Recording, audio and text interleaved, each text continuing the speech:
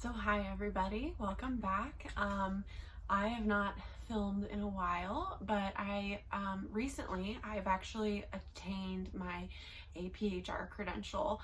I'm not really sure if I've mentioned it, but I've been working in human resources for a little over a year now, and I was finally encouraged by my management at my work to attain my aPHR credential. They did pay for it, which is really, really awesome and was a great opportunity. But I kind of wanted to go over like my thoughts on the actual test, of the studying process, and my advice as well. Since when I was looking into getting this, I felt like there wasn't a lot of like aPHR specific content out there. It was more PHR specific content. So I do want to start out by saying I decided to take the test through HRCI, and I bought their study materials. So I know a lot of people, especially the videos I did find online, the study materials that they purchased were significantly cheaper. They were also through like Amazon or third-party websites, not through HRCI itself. HRCI is the company organization that administers the test, so that's why I thought it was really important to buy their book and their study materials versus another company's, because I know that they are the people producing the test and giving me my results. So I thought that that would be the best option for me, just to make sure that I am studying the right material, and that's a sure way to make sure that everything on the test will be something you read in the material, and hopefully would be something that you've studied. So that was the best way to guarantee that I would know the content of the test. So that is who I went through. The cost of the materials varies depending on what you buy, but I got the full inclusive package. So I got the flashcards, I got the online textbook, and I got the physical textbook. I think that's everything it came with. Oh, and then it also came with the exam. So the application fee and the exam fee were covered. So the aPHR differs from the PHR or any of their other exams because this is an entry-level certification. So even though I had about a year or a little less of experience with HR, I could have technically gotten this credential before I even had a job with human resources. So that's really the benefit of this. If you're in high school or you're in college and you know that you want to move into an HR position, but if you have no experience in HR, maybe you've been in a different career and now you want to move into HR, this is your best certification to kind of help you gain some education and gain some experience without having actually worked in an HR position. So this is definitely the best credential for that. I do hope eventually to get my PHR. The problem with that is that you do need a lot of experience.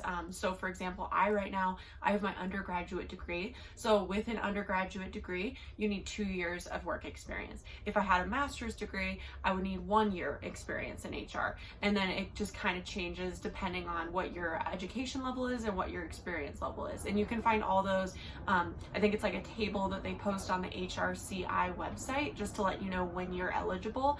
And I do know that those are pretty strict criteria. I'm looking at the aPHR study materials just for pricing for you guys. It looks like the pack that I bought was actually more expensive than I thought, but it was $675.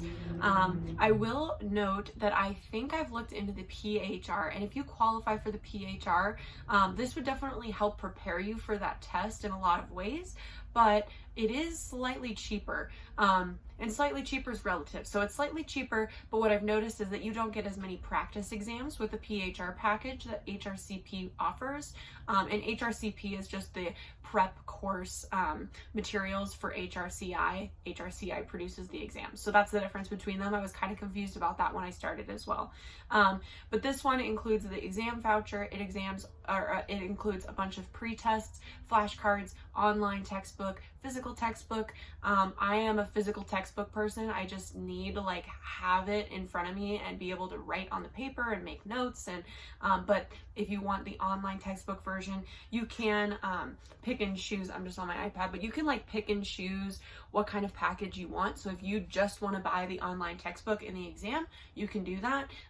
But I wanted everything. I just wanted to make sure that I was the most prepared, had all the materials I would need. So that's why I went with the really pricey package. It was also paid for by my work, so that's a big advantage for me. For other people, that might not be the case. Now that we've kind of talked about pricing, I do want to talk about how long it took me to study and what was my study method. So overall, I think it took me 4 to 5 months. If you were studying super hardcore, I think you could probably get through the book and everything in like a month and a half. But throughout the first like few months, I was really just like, hey, I'm gonna read the textbook. I'm gonna get through this entire textbook. Didn't want to push myself. I do work full time. So I was, reading a couple chapters a week, and that was kind of my pace. I did end up going on vacation in late May for 2 weeks. And so my goal was really to get it before I went on vacation so that I did not forget anything while I was on vacation before I took my test. So I read the book, and then I was getting close to the end of the book, I think at the beginning of April. And I was like, I just need to finish this. So I read it every night, wrapped up the textbook. My next goal was to do the flashcards. So I went through all of the flashcards. Any flashcards or terms I did not feel familiar with, I made a Quizlet like set for those terms. And then I would study those. I have to say the terminology cards, they are applicable to like the exam and the study material. However, I felt like there were an overwhelming amount of flashcards that the HRCP gave you, and I feel like my time was better used reading the book, reading the questions at the end of the chapter, which I unfortunately wish I'd studied more because I kind of didn't worry about those, but that is important. And then also the exam questions they give you on those pre-exam tests. And I do want to know, I was kind of frustrated because when I bought those pre-exam tests, some of them were aPHR and not aPHR, and it kind of noted that in the top right corner. So I was like, some of these tests are so hard. I feel like I didn't, it was freaking out because I was like, I didn't read this material, and I read through the entire textbook and made notes and whatever, and how do I not know this? And then I looked in the top corner, I was like, this is aPHR, so like, of course I don't know this. So I didn't stress out too much about those, but yeah, the exam questions were helpful as far as like formatting. It gives you a really good idea. I do want to point out though, towards the last few weeks before the test, my new goal was, hey, I feel overwhelmed by the exam questions. There are so many. I think there were like 450 exam questions that they gave me as practice. And so I was like, I guarantee that the questions on the aPHR exam will probably be copy paste from these 450. I don't know why they would come up with 80, 90 more questions. And so that was like my mindset. So those last couple weeks before I took the exam, all I did was I studied those exam questions. And I do have to say, I was kind of frustrated. So HRCP, half the exams that they offer the correct answers to, and then the other half of the exams, they don't offer the correct answers to. So I am someone who really needs to know the correct answer, and then I can remember and learn something, but I don't have the time to go through the textbook and find the correct answer to 200 exam questions. You know what I mean? Not that that's how many I got wrong, but basically, like, I wanted to know what the correct answers were. It doesn't tell you if you got it right. It doesn't tell you if you got it wrong. It just gives you an overall score, which I found very unhelpful. I did really like the exams that gave you the correct answers, because then that's like you can learn from your mistakes. You can learn from your incorrect answers. Like I said, I love making Quizlets and making those study guides of just the ones I'm getting wrong, so I can really grill those into my brain. So that was kind of I don't know, that was something I really did not like about the HRCP program or product that they offered, but the ones where they give you the questions back were very helpful, like I said. So I noticed that as I was studying those, I think those really prepared me. Like I said, I also think that reading through the book and answering and memorizing those end of the chapter questions was really would have been beneficial to me. I know there were a couple questions regarding different OSHA forms specifically for the 2022 test.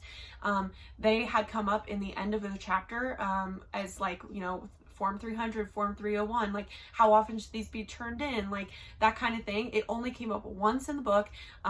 Again, the only one place I saw those questions were at the back of the end of the chapter questions. Never came up in any of the pre-exam questions. And I think there were 1 to 2 questions about that specific, like the OSHA forms on the exam. And I really wish that I'd studied those, because I don't think I got those right. I had read that months before one time, and I just did not remember the correct answer.